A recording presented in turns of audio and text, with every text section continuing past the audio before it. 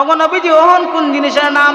আল্লাহ নবী বলেন ওহন হলো দুইটা জিনিস, হুব্বুদ দুনিয়া ওয়া কারাহিয়াতুল মাউত।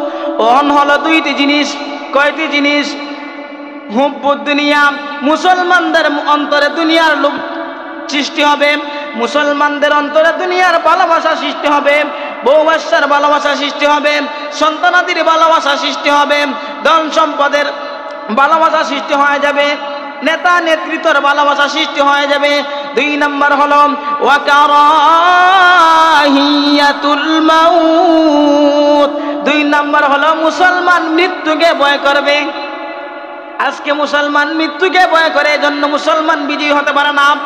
আল্লাহ নবী সাল্লাল্লাহু আলাইহি ওয়াসাল্লাম ঐতিহাসিক বদরের যুদ্ধের সময় আল্লাহ নবী 1000 সৈন্যের মোকাবিলায় আল্লাহ নবী সাল্লাল্লাহু আলাইহি ওয়াসাল্লাম মাত্র 313 জন সৈন্য নিয়ে বেঈমান কাফির মুশরিকদের বিরুদ্ধে বিজয়ী হয়েছেন কিনা? ইতিহাস আপনারা বলেন। মাত্র 313 জন সেনাপতি নিয়ে আল্লাহর পয়গম্বর বিশ্ব নবী রাহমাতুল লিল আলামিন 1000 সৈন্যের মোকাবিলায় বিজয়ী হয়েছেন। ঐতিহাসিক বদরের যুদ্ধ ঘটনা আপনারা পড়ে দেখেন। মাত্র 313 জন সৈন্য। আজকে সারা বিশ্বের মধ্যে 313 জন নয়, আজকে সারা বিশ্বের মধ্যে 200 কোটি মুসলমান। কয়শো কোটি মুসলমান?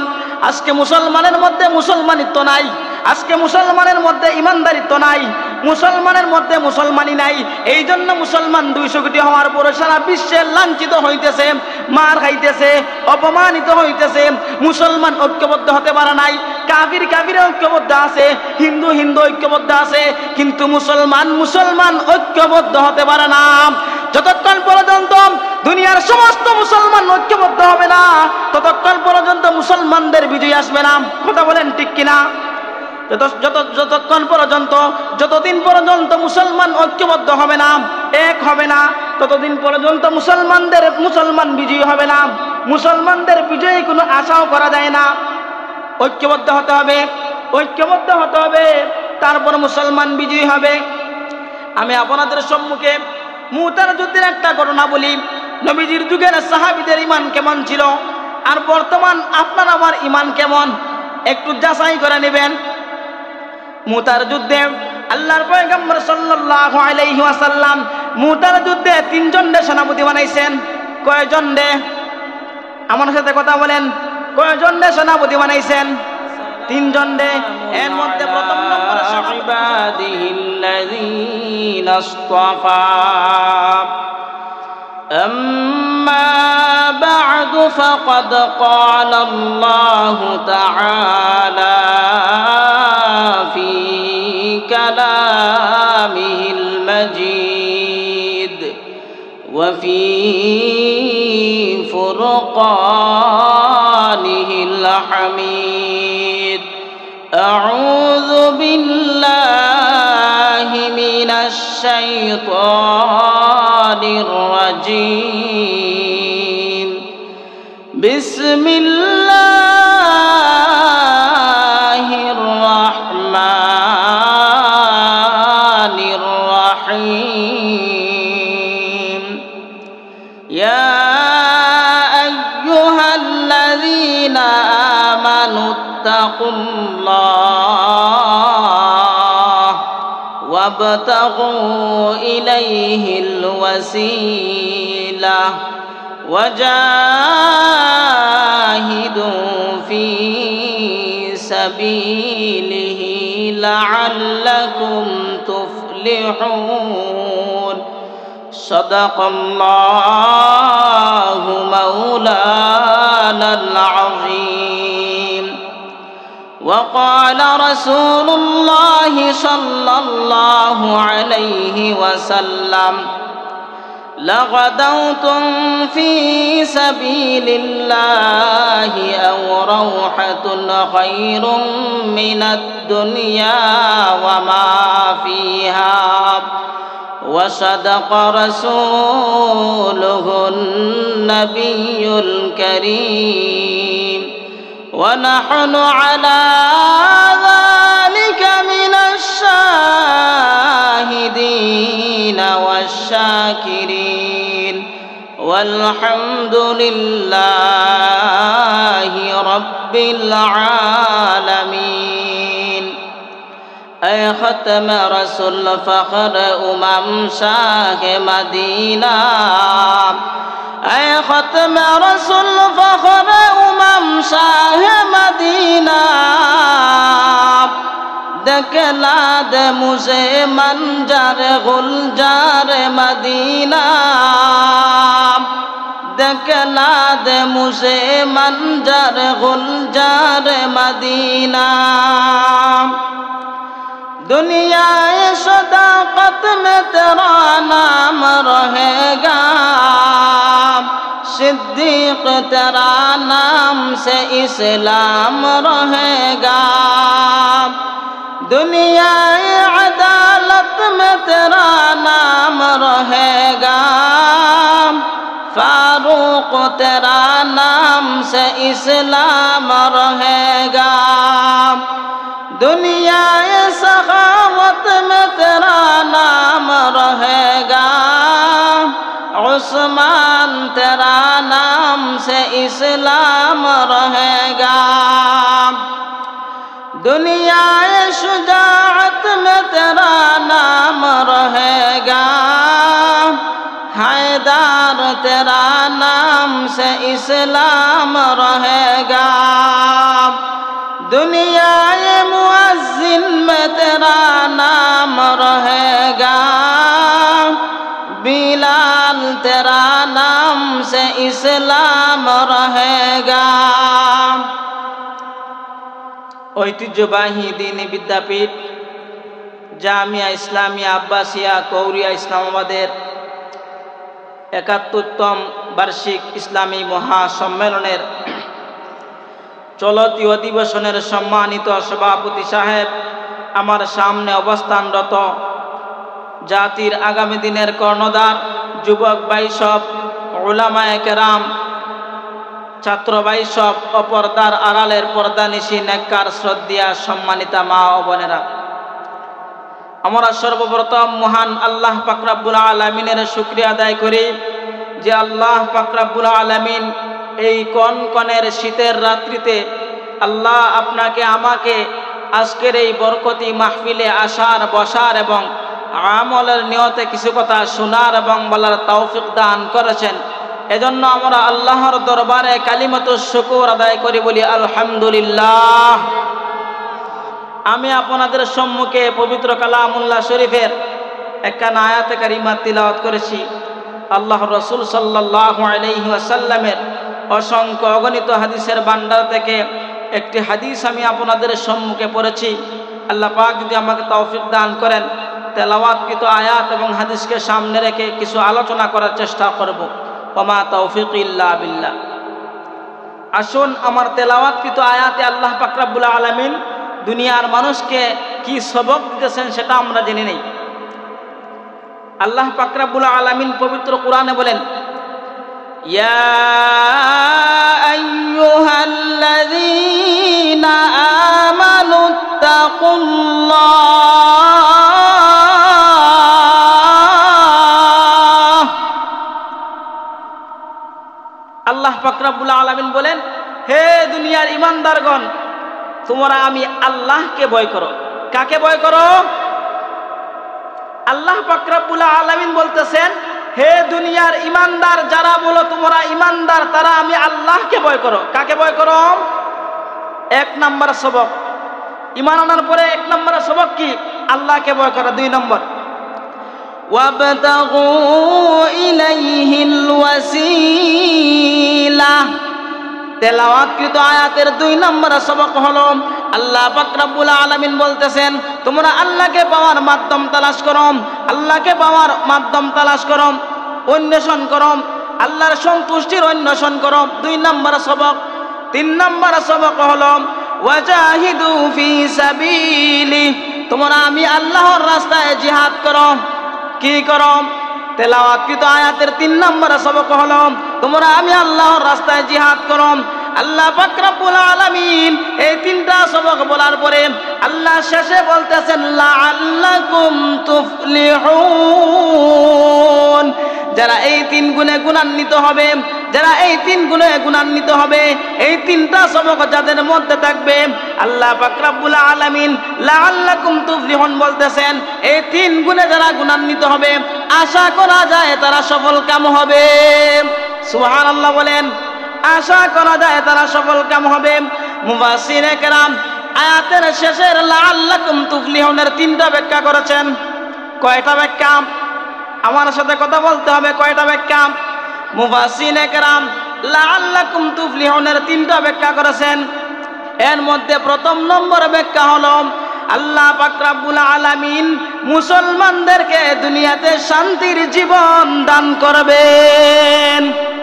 2 নাম্বার ব্যাখ্যা হলো আল্লাহ পাক রব্বুল আলামিন মুসলমানদেরকে দুনিয়ার সমস্ত বেঈমান কাফির মুশরিকদের মোকাবিলায় আল্লাহ মুসলমানদেরকে বিজয়ী দান করবেন।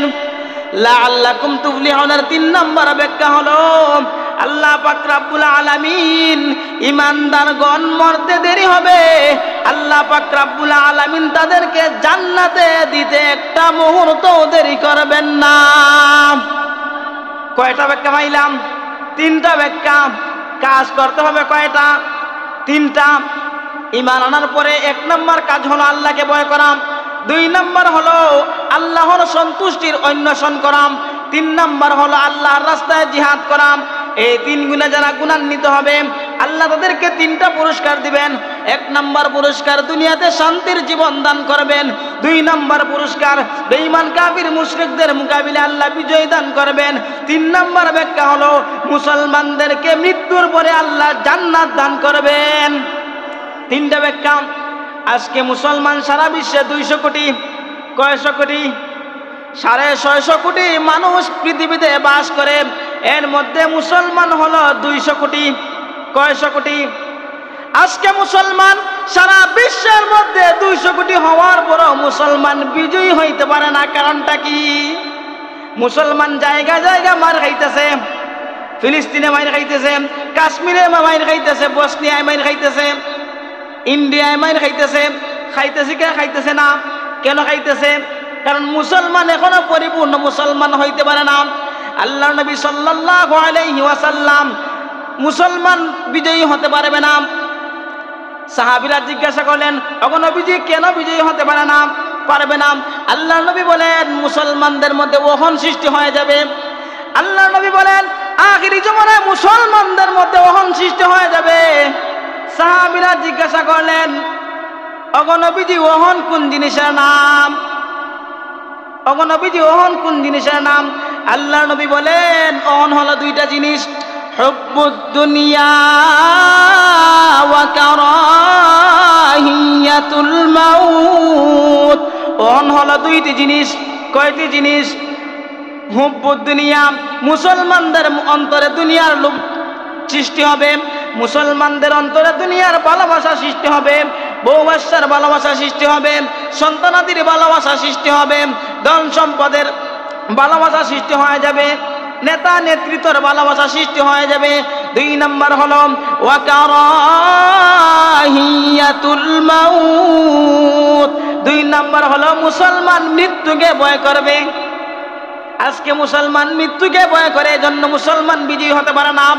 আল্লাহ নবী সাল্লাল্লাহু আলাইহি ওয়াসাল্লাম ঐতিহাসিক বদরের যুদ্ধের সময় আল্লাহ নবী 1000 সৈন্যের মোকাবিলায় আল্লাহ নবী সাল্লাল্লাহু আলাইহি ওয়াসাল্লাম মাত্র 313 জন সৈন্য নিয়ে বেঈমান কাফির মুশরিকদের বিরুদ্ধে বিজয়ী হয়েছেন কিনা?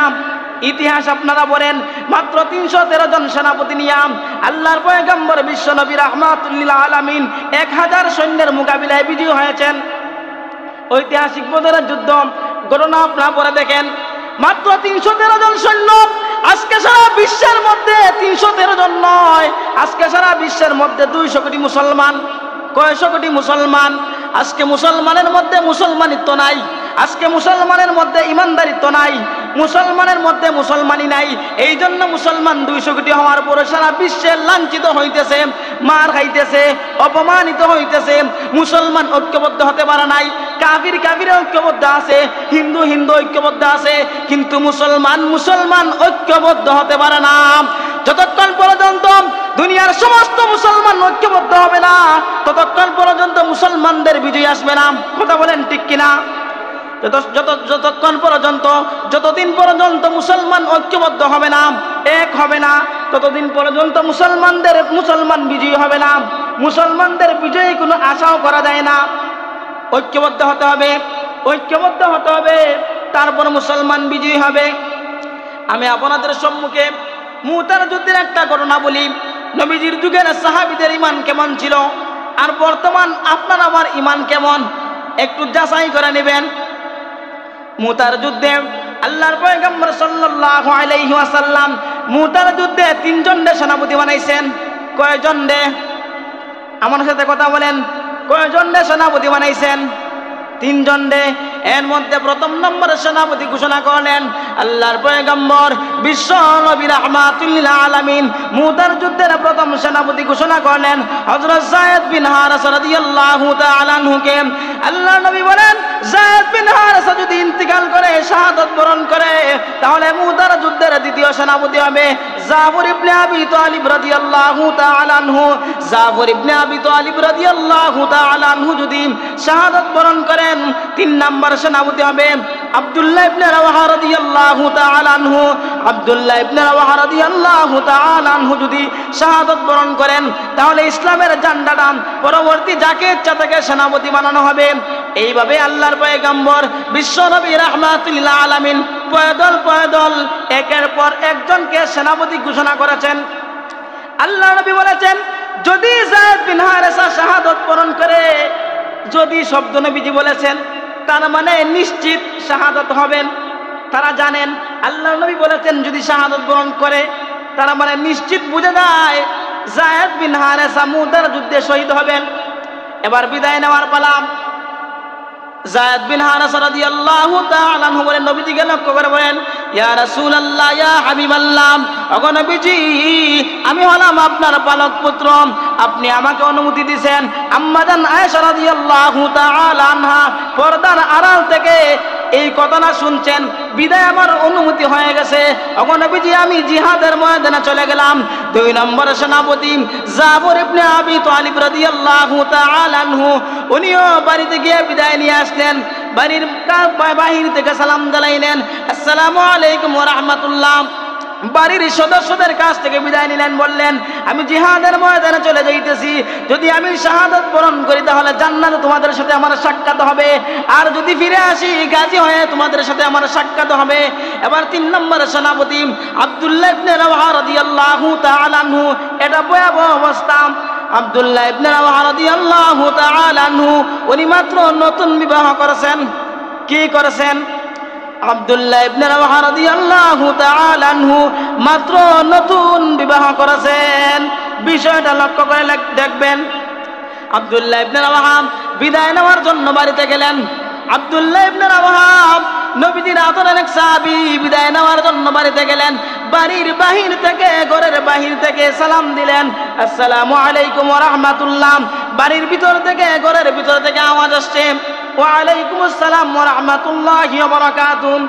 এবার বাড়ির মহিলা বলল ওগো আমার প্রাণের স্বামী, আপনার সাথে আমার নতুন বিবাহ হয়েছে, এখনো আপনার চেহারাটা আমার কাছে পরিচিত হয় নাই, এখনো আপনার চেহারাটা আমি এখনো ভালোভাবে চিনি না, আপনার চেহারা এখনো আমার কাছে অপরিচিত হয়ে রয়েছে।